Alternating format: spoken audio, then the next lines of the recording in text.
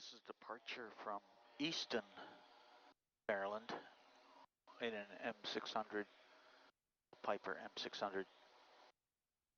Latest model with the auto throttle and halo emergency auto land button.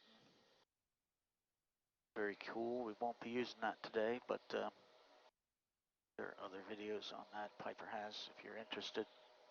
What I wanted to show you this morning is the setup for routine takeoff in this beautiful G3000 equipped Piper M600. And as many of you know from watching my videos, I like to try to use the one best way, that is the least amount of fiddling and button pushing to get the flight underway. So of course we're using the toga button in the takeoff mode,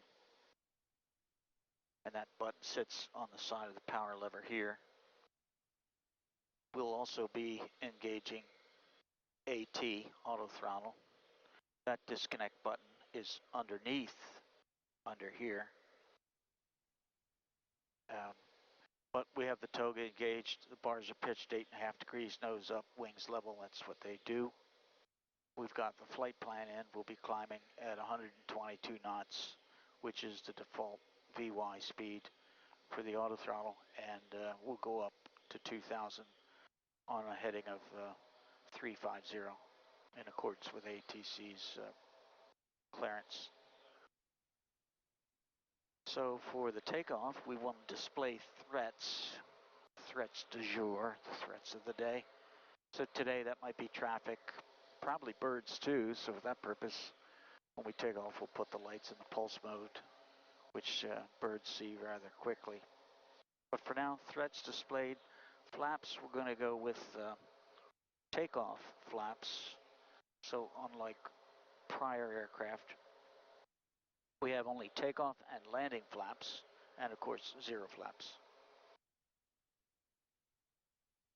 The trims are on the green pegs, or need to be, in order for takeoff to occur without alarms. And the pressure should be inflow in and on, in and open. ECS on normal, and the backup instruments over there alive and well. That pretty much takes care of everything below the glare shield. Once we get to the threshold and get a clearance for takeoff, the pumps and the igniters will go to manual. The pitot hots will come on in accordance with the SOP, which is for every takeoff every day, pitot heat and stall heat comes on in this aircraft. If we see ice, or correction, if the temperature is plus 10, I heard cleared to cross, I don't see anybody coming. We would turn on the prop heat if we're in the presence of visible moisture and the temperature is between plus 10 and minus 20. Now we have the temperature, but we don't have the low clouds today. So today we'll leave that off. Surface de-ice, if we see ice on the wings, we will activate the boots and then assess how the ice is coming off and make the report to ATC. Defog, anti-ice windshield. If there's ice on the windshield and we need to see out of the windshield, we'll turn that on probably low or high if needed. Lights for takeoff will be pulse, landing with the takeoff clearance, nav lights at all times whenever power is applied to the bus.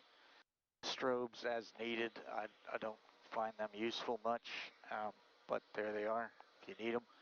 Ice light is on the left wing, so when we're flying at night we can see ice. And that's the overhead panel. So taxi is just about complete. We may do a brief run-up, although I don't necessarily see a need to do a run-up every flight. But we'll see how that goes. Dick Rochfort, fly safely.